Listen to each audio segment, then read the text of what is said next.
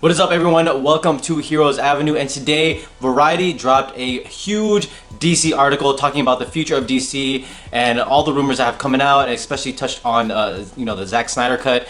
And so I'm going to talk about everything on that article. It's a huge article. Definitely go ahead and read it if you can.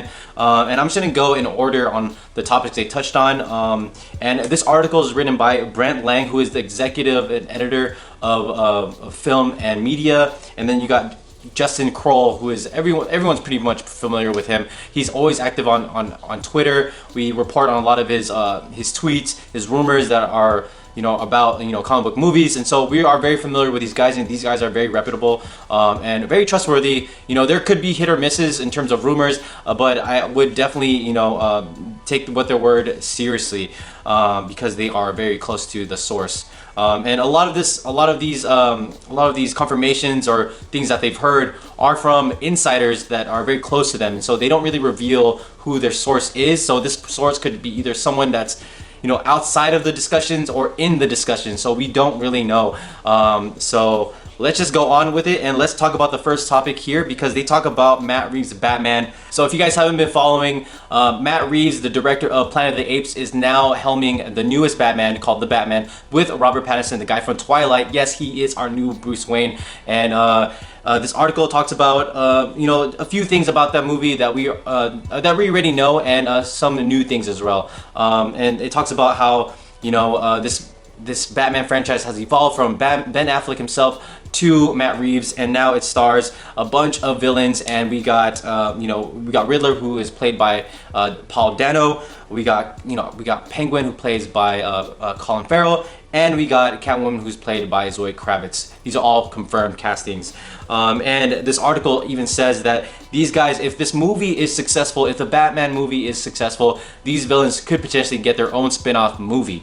I'm assuming this is inspired by what we saw in the Joker, and you really know that W has a hard-on for the success and what that movie was able to bring, and how original that was. And so I'm assuming that they would put that little spin to these characters here. I'm assuming there will be more villains after as time progresses, and we get our full list of villains confirmations and who's going to play who, and I'm assuming WB will either pick and choose who gets what spin-off movie. And this article also says key cast members of in the Batman and in Birds of Prey aren't contracted to appear in either sequels or standalone films. So the characters that we see in these movies, in Batman and in Birds of Prey, we could definitely see them be in each other's movie later down the line, or in other movies, and make it more of a connective universe. And so we've already heard of things that DC is trying to reboot the franchise and trying to do a soft reboot and try to stray away from what Zack Snyder has built.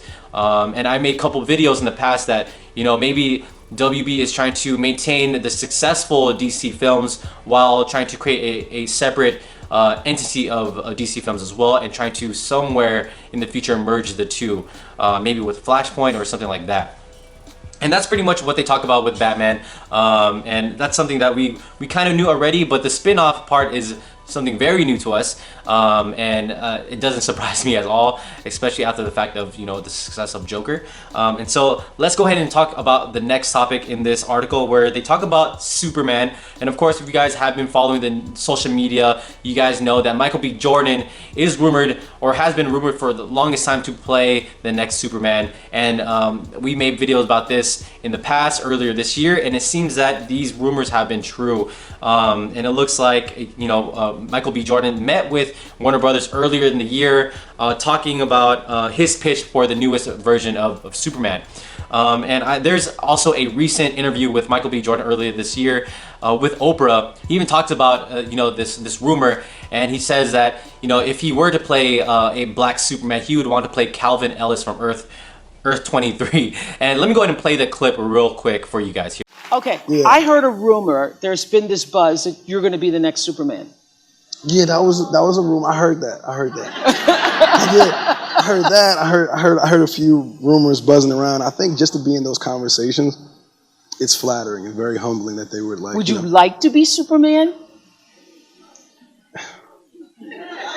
It's tough. You know why? Because I hate being a businessman also and like understanding both sides of the situation. And I think there's a huge upside to it, but then there's just being under that microscope of just being picked apart and compared to so many different versions of Superman. I would rather do something original. Really? But the chance to be Superman, I mean, it's cool. in your skin. I'll be Calvin Ellis. You know, there's another version of Superman that from Earth 23. I'm a comic book guy. Okay. You know, so Calvin Ellis is like, you know, Earth 23. I don't know who you're talking about, but so okay. And I just had a little moment where I'm like, am I going to act like I know what he's saying? Or do I just do that little kind of, oh yeah, Calvin. Oh yeah. Oh yeah. There's another version of Superman in another dimension that is black already in the comic books that exist, and I think the comic book, you know, purists can accept that more than me being, you know, Clark Kent from Kansas, and that's a different thing. So that's a very different thing. Very different thing. Mm-hmm. All right, so there you go. That's the interview. That was back in earlier this year of 2019. And the reason why, based off this article, the reason why they're looking for a new Superman is because they feel like there's too many Supermans popping up nowadays. You know, they got two Superman in, you know, you got Tyler Hoechlin in the CW, and then we had Brandon Routh a couple years ago, and then we had Henry Cavill a couple years, you know, as the main DCEU Superman now. And then, you know, they feel like people are, or Superman is a little bit oversaturated, and they want to bring something new to the audience. And what better way to bring something new and different by bringing a black Superman? And I mean, I'm all for it if, you know, if they do go with a Calvin Ellis Superman take, and I'm sure Michael B. Jordan is definitely for that, especially with those with that interview that you guys just watched. But also, this interview says that, Michael B. Jordan is not even worried about it, taking on the next Superman role yet, because he has so many projects lined up. And so the article says that we may not even see the next Superman movie until after 2023. So even if that's the case, hopefully by that time we get our next Man of Steel 2. Hopefully by that time Henry Cavill, puts back on the cape. We see him play Superman maybe 1 or 2 times. 1 if we're lucky. And if that's the case, then I am all for to see a black Superman, because I'm sure for those who are watching right now, you guys may not want a black Superman because you guys still want to see Henry Cavill take on the mantle or continue the mantle as Superman, like me, again on the big screen, because he, Justice League didn't do him justice. And so I feel like, if we see a different iteration of Superman, maybe Calvin Ellis with a Michael B. Jordan, maybe in 2024 or maybe even 2025, I feel like that's enough time for WB to figure their shit out with Henry Cavill, give him his standalone, and have him feature in a Black Adam movie or whatever. And then I think that's a perfect time to introduce someone new. So I totally agree with this, and this definitely makes sense because, Michael B. Jordan, he is a really great actor, and that guy is just getting so many projects, as well as, he has his own production company now, and so this dude is super busy. And so yeah, that's where they talk about Superman. So let me know in the comments below, do you guys agree with Michael B. Jordan, playing a Calvin Ellis Superman from Earth 23 after Henry Cavill? Let me know your comments below and how you guys feel about that. All right, and then the article continues on and talks about Walter Hamada. Of course, we're going to talk about the guy that's overseeing all these DC films after the helm of Zack Snyder. And they talk about how Walter Hamada is getting praised because of, he's putting, DC back on track, overseeing everything. And they say that he has a very strong sense of story while keeping an eye on the bottom line and making sure that production doesn't quote unquote go off the rails. So basically it means that he's ensuring that production doesn't spend too much money than they should. And I feel like that's something that they did wrong with Justice League. I feel like they spent too much money on that film, and it felt like they probably made their money back and made a little bit of profit, but yeah, they spent too much money. They went over their budget for sure because of all the reshoots and, hiring Josh Whedon, and it was just a huge mess. And so ever since Walter Hamada, started helming all the films, it seemed like things are back on track and things are making sense now, and we're getting quality movies now. And this article also says that, Walter Hamada, he's working closely with Toby Emmerich, who worked with him on the It and Conjuring franchise. It makes total sense because those two franchises are currently successful, despite it being a different not genre. It's movies. It makes sense, and they're all in a connected universe. And so, hats off to both of them for figuring it out, because it. Also, with this article, it says that they know there's too many cooks in the kitchen, and it just made things messy, and too many opinions were being said, and they didn't know which direction to go to. And a quote in the article says, their initial mistake was that they tried to do too much too fast, said Sean Robbins from boxoffice.com. They were trying to copy Marvel model, but that took time and years of building up characters. You can't start with a big ensemble movie. You need to earn that. And that's something I totally agree. I feel like we can all agree that DC was super rushed, despite of how much we loved Batman vs Superman, or how much you guys were for it. It was too fast. They're trying to do too much too fast, and they should have done a Man of Steel, Batman, Man of Steel 2, Wonder Woman, and so on and so forth, and then give us that Justice League movie. I think that would have paid off so well. But no, we're in this situation where we are now. But at least we're here, we're back on track, and we could thank Walter Hamada for that. All right, so moving on to the next thing in this article, they talk about Birds of Prey, and they barely touch on Birds of Prey, and they say that with the success of Joker and the success of it being an R-rated film and hitting $1 billion, they want they're very open with Birds of Prey being a R-rated movie. And the Birds of Prey is described as a film has a more humanist, spirited girl gang adventure. I'll bet no, not one for younger children. And they also said that the reshoots has dramatically improved the test screenings, and now the studio is definitely confident with the Birds of Prey movie. And that gives me confidence, because I mean, it's good when a studio like WB is confident in their movie. It tells me that they are for their director's vision, along with what they improved on with the reshoots. Because it felt like with Justice League, I felt like they were definitely treading the water. I felt like they're very nervous about it, despite the fact that they invited all the journalists during production while Zack Snyder was still helming the movie at the time. They invited journalists and telling everyone and showing everyone around, like, hey, we're having fun. This is a different movie from Batman vs Superman. It's different. We learned our mistakes, and I definitely want that confidence back, because it sounds to me that Warner Brothers knows what they're doing at that point. And of course, they talk about Suicide Squad, and they say that this movie is expected to also be R-rated. And then another quote from this article, it says, an analyst believes the studio has hit upon a smart strategy. 20th Century Fox had backed R-rated comic book movies such as Deadpool and Logan, but after being bought by Disney, which prefers its heroes to be cleaner and less prone to F-bombs, it's unclear if it will continue to back those type of projects. There is a huge appetite for R-rated superhero movies, and if Marvel isn't going to step up, that presents an opening for DC to tap into that audience, said Jeff Bach, an analyst with Exhibitor Relations. And that makes total sense. I mean, if Marvel is not going to explore the R-rated, serious, down dirty movies, this is the opportunity. This is a perfect opportunity for DC to strike and fill in that gap, because there is a need for those type of movies, and I feel like DC has already proven themselves that they're worthy for R-rated movies, and they already have R-rated type of characters.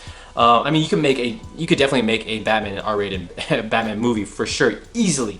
But obviously they're not going to do that, because Batman's for kids. But they have this, these iconic villains that you can definitely do that, especially with Scarecrow, with Clayface, with Mr. Freeze, and as well as Joker.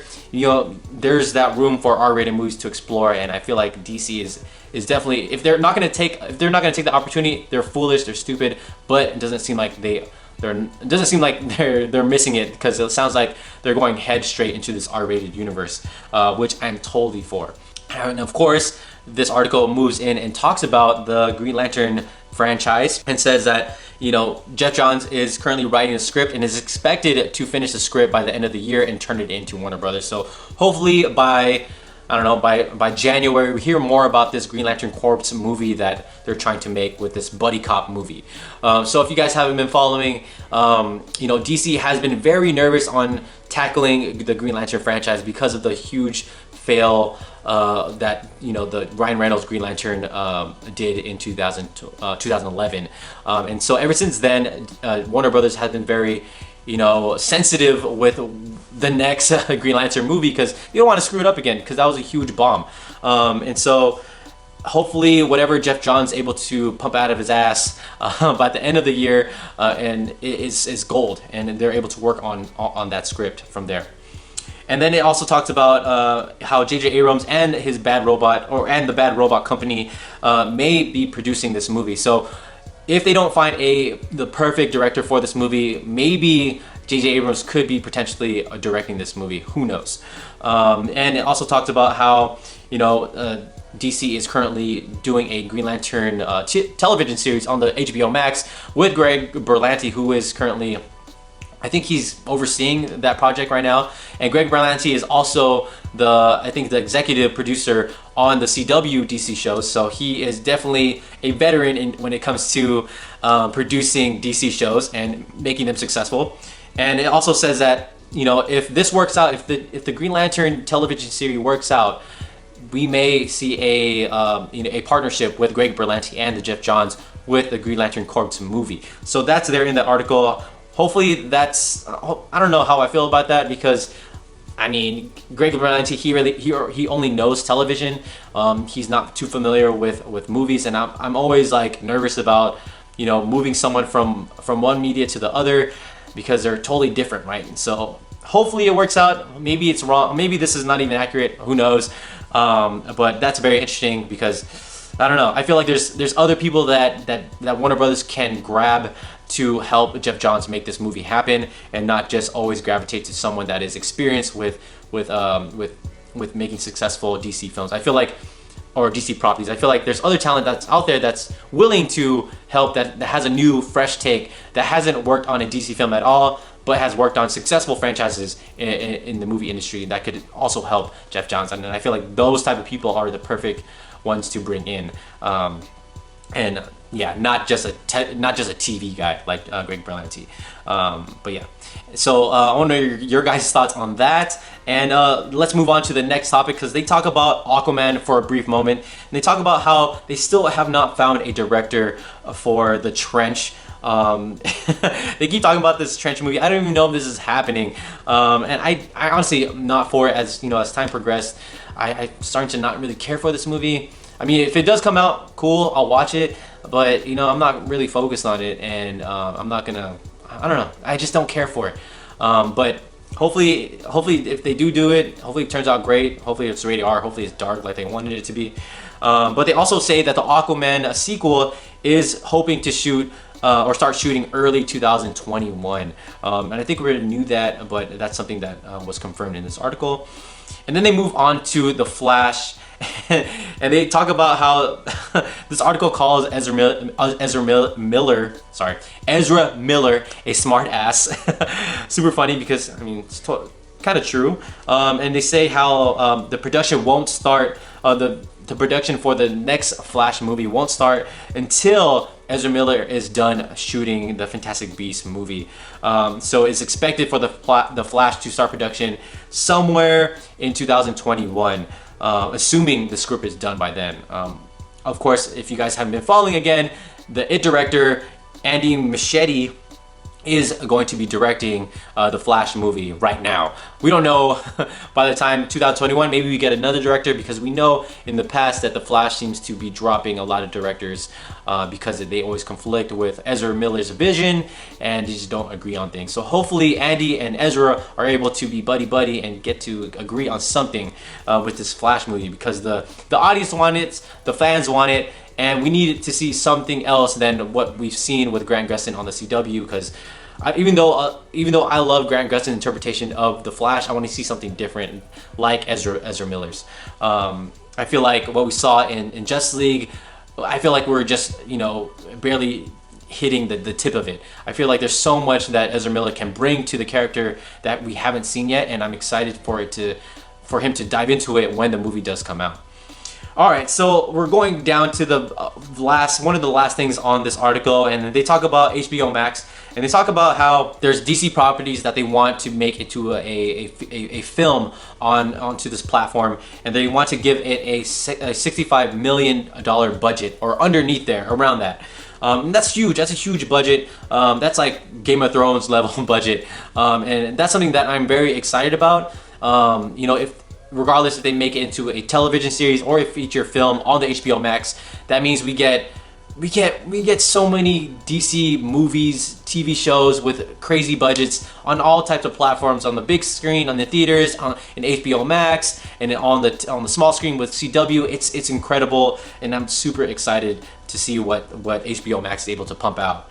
And they also talk about how they want to use up-and-coming and non-established stars in these DC properties because they want to keep the budget very low. So I'm assuming they will pay those guys less. But also, if these projects are successful, this would definitely boost up their stardom and probably give them more projects in the future. And that right there in itself is exciting. I always love unknown actors. I feel like if you cast an unknown actor, you get to really see the character that they're playing on screen. That's why I feel like for me, Henry Cavill worked so well, because he wasn't really well known, as well as, you know, Grant Gustin, he wasn't well known to me. Same with what's it called, Stephen Amell, that plays Green Arrow. He was also unknown. So a lot of these iconic roles, I feel like are great with a unknown actor. And so let's move on to the final thing that's on this article, and it's something that our previous video, Rob, touched on with the Zack Snyder pictures that was posted today. So this article talks about the Snyder Cut, and let me go ahead and talk about this quote in this article. And it says, "Logically, however, there's little appetite at the studio for spending the millions of dollars it would require to finish visual effects and editing work on Snyder's version, particularly as Justice League was a commercial disaster. There are currently no plans to release a Snyder version either in theaters or on HBO Max. That's a pipe dream," said a knowledgeable insider. "There's no way it's ever happening." And that's a quote that Rob touched on in our previous video. But let's talk about this current quote right here. And if you guys, again, for those who are new to this, in the past, when Justice League first came out, Zack Snyder was the current director at the time, and then he had a death in the family, which Warner Brothers brought in Avengers director Joss Whedon to finish the cut. But with that, Warner Brothers told him to do reshoots and finish the movie by adding jokes and certain transitions, and it was a complete mess, which we saw in the finishing theatrical cut. And with this quote, they say that Snyder's version was a commercial disaster, and no, it was not a commercial disaster. That was a Frankenstein of a monster that was made by Zack Snyder and Joss Whedon, and that is not the version that we saw. If Jason Momoa, in his previous interview with MTV, he said that he watched the full cut, and he said that Zack Snyder finished the visual effects himself, and it's completely done. He watched it, and it's totally different from what we saw in the theatrical cut. And I don't think Jason Momoa is the type of dude that would lie to the fans like that. I don't see him as a fake wannabe, and just to, you know, get the fans riled up. I don't think he's the type of guy to say that. He seems to be a very credible, legitimate dude, and you know, I don't think he's gonna just lie like that. So if the finished cut is out there, then I would say this quote right here is total bullshit. And the guy that is saying the quote is not in the conversations at all. So that's it for this article. It was a long article. Definitely go ahead and read it. I'm gonna put the article in the link below, so for you guys to read it yourselves. But I want to know your guys' thoughts on all this. I want to know your guys' thoughts. I know you guys are gonna go deep in the comments, so don't forget to subscribe, like this video, and I'll see you guys again. Bye.